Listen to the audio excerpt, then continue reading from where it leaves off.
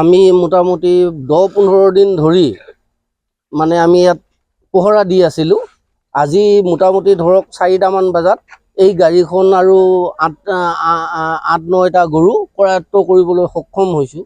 লগতে ড্ৰাইভাৰ এজন মুছলিম মানুহ আৰু মহেশ্বৰ পাটৰ বুলি ট্ৰাইবেল মানুহ ডাবৰঘাটৰ, তেওঁক ধৰি আমি পুলিচক চমজাই দিছোঁ।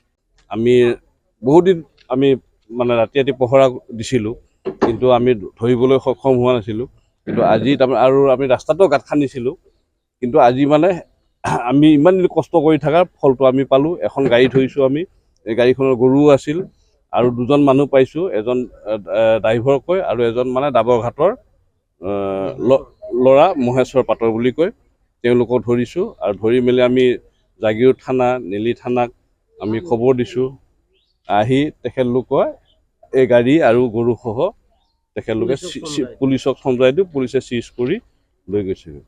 আৰু এই ড্ৰাইভাৰ আৰু ডাবৰঘাটৰ যিজন ব্যক্তি আছিলে, সিহঁতে কৈছে যে ডাবৰঘাটৰ পৱনে আনিছিলে গোটেই মালখিনি, পৱন পাটৰে গোটেই মালখিনি আনিছিল।